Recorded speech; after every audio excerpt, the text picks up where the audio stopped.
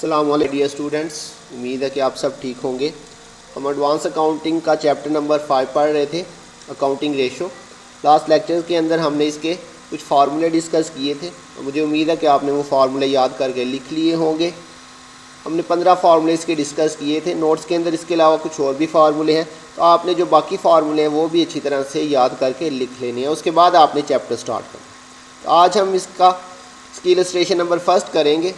तो क्वेश्चन को सॉल्व करने से पहले हम इसको रीड कर लेते हैं। Following is the balance sheet of ABC limited as on 31 December 2010। Liability side पे उसने बताया हुआ equity share capital 1200 shares of ₹100 each, 1,20,000। Profit and loss account 30,000। 10% debenture 75,000। Sundry creditors 75,000। Provision for taxation 5,000। Bank overdraft 40,000। और asset side पे उसने आपको दिया हुआ है machinery 2 lakh, furniture 25,000, stock 60,000, सन्डी debtors 45,000, cash at bank 11,400, prepaid insurance 3,600। तो ये उसने आपको एसेट्स और लाइबिलिटीज़ बताए हुए हैं। इसके अलावा कुछ डाटा उसने आपको नीचे भी दिया हुआ है। इसमें सेल उसने आपको दी हुई है 3 लाख। इसके साथ कुछ भी नहीं मेंशन कि ये कैश सेल है या क्रेडिट सेल है। जब सेल के साथ कुछ भी ना मेंशन हो तो हम उसको क्रेडिट सेल ही अज्यूम करेंगे। इसके अलावा उसने आपको बताया हुआ है gross profit 20% on cost. Requirement में उसने आपसे पूछा हुआ calculate following ratio: current ratio, liquid ratio, stock turnover ratio and debtors turnover ratio. तो ये आपने क्वेश्चन सॉल्व करते वक्त अपनी नोट्स या अपनी बुक जो है वो अपने सामने रखनी है। इलस्ट्रेशन के अंदर अमाउंट्स डिफरेंट है, लेकिन ये क्वेश्चन बिल्कुल सेम वही बुक वाला है। तो आपने ये यहाँ से समझना है और उसके बाद आपने बुक से या इन नोट्स के एंड पे आपको प्रॉब्लम्स दी हुई हैं, आप जिधर से आपको इजी लगे आप इनको खुद सॉल्व करेंगे, यहाँ से आपको हेल्प मिल जाएगी। तो फार्मूले अगर आपको आते हैं तो ये आपके लिए बिल्कुल ही ईजी होगा। तो सबसे पहले हम देखते हैं करंट रेशो। करंट रेशो का फार्मूला हमारे पास current ratio is equal to current assets over current liabilities. तो ये अब आपको पता होना चाहिए कि करंट एसेट्स में कौन सी चीज़ें आती हैं और करंट लाइबिलिटीज़ के अंदर कौन कौन सी चीज़ें आती हैं। तो इसके लिए हम अपने क्वेश्चन के अंदर देखते हैं हमारे पास करंट एसेट्स कौन कौन से हैं। तो ये आपके पास उसने एसेट साइड पे दिया हुआ है स्टॉक, तो ये हमारा करंट एसेट है। इसी तरह से सन्डी डेटर्स, ये भी हमारा करंट एसेट है।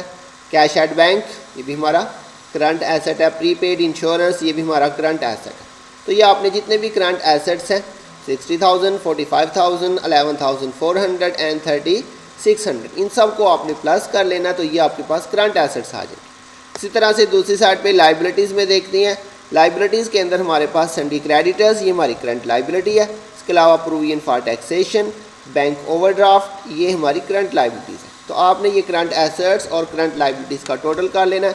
यहाँ पे आपके पास है 75,000 प्लस 5,000, ये बन जाएगा 80,000 और प्लस 40,000 करेंगे तो ये 1,20,000 बनेगा। और इन चारों का टोटल करेंगे तो वो भी आपके पास 1,20,000 बनेगा। तो ये अपने फार्मूले के अंदर करंट एसेट्स 1,20,000 और इसी तरह से करंट लाइबिलिटीज़ 1,20,000 ये पुट किया और इनको डिवाइड करेंगे तो ये आपके पास 1:1 आपके पास आंसर आ जाए। तो ये हमारी फर्स्ट रिक्वायरमेंट थी। इसके बाद सेकंड रिक्वायरमेंट में उसने आपसे पूछा था क्विक रेशियो। तो क्विक रेशियो का हमारे पास फार्मूला था liquid assets over current liabilities. तो करंट लाइबिलिटीज़ आपके पास ऑलरेडी यहीं से आ जाएंगे 1,20,000। तो लिक्विड एसेट के लिए हमने फर्दर वर्किंग लिखी थी फार्मूलों के अंदर, नोट्स के अंदर।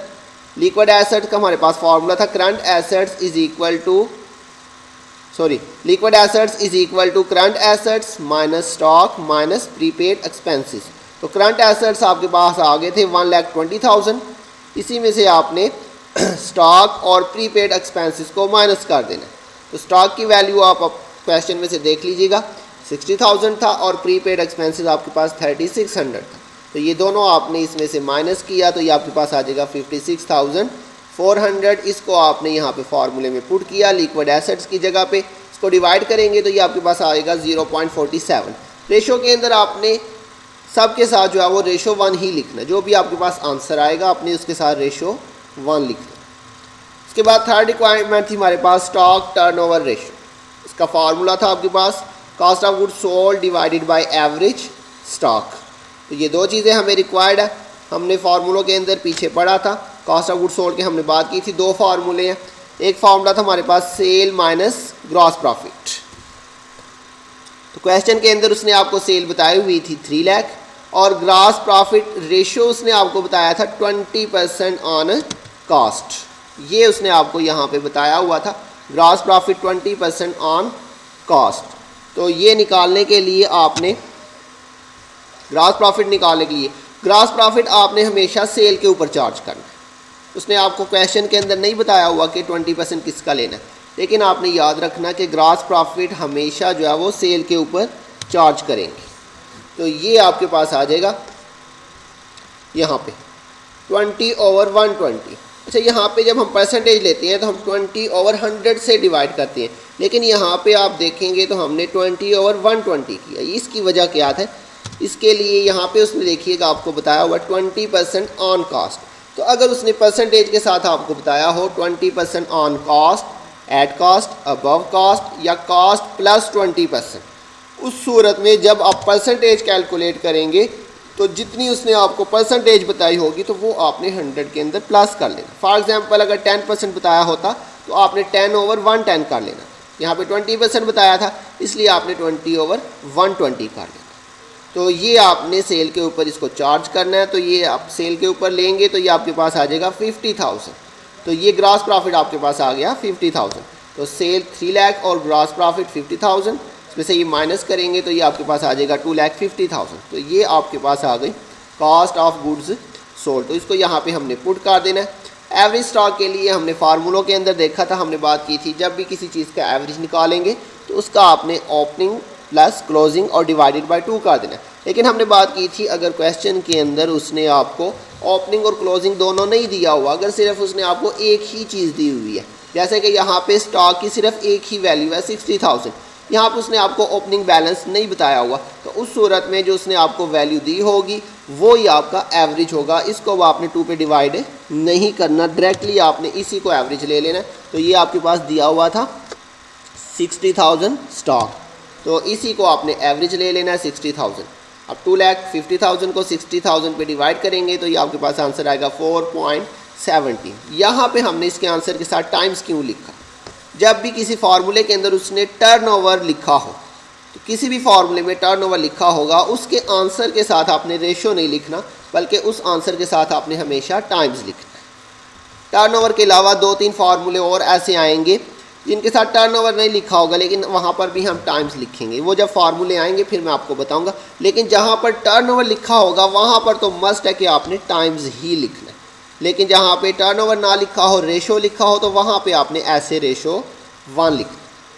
4 रिक्वायरमेंट के अंदर उसने आपसे पूछा हुआ था डेटर्स टर्नओवर रेशो। इसका फॉर्मूला था हमारे पास net credit sale over average debtor. तो नेट क्रेडिट सेल क्वेश्चन में गिवन था 3 लाख। उसने आपको सिंपल सेल बताई हुई थी, तो अभी हमने पीछे बात भी की थी कि जब सेल के साथ कुछ ना मेंशन हो तो वो हमारी क्रेडिट सेल ही होगी। और एवरेज डेटर के लिए सेम जिस तरह हमने एवरेज स्टॉक की बात की है, यहाँ पर भी उसने आपको डेटर की एक ही वैल्यू दी हुई है, सन्डी डेटर की 45,000। तो जब एक ही वैल्यू होगी तो आपने उसी को एवरेज ले लेना। तो ये आपके पास एवरेज डेटर 45,000 ही आ जाएगा। तो ये 3 lakh net credit cell given थी, इसको 45,000 से डिवाइड किया तो ये आपके पास आ जाएगा 6.67 टाइम्स। यहाँ पर भी हमने टाइम्स लिखा क्योंकि यहाँ पर भी फार्मूले के अंदर उसने टर्नओवर की बात की। तो ये हमारी फर्स्ट इलस्ट्रेशन थी, जो उम्मीद है कि आपको इसकी समझ आ गई होगी।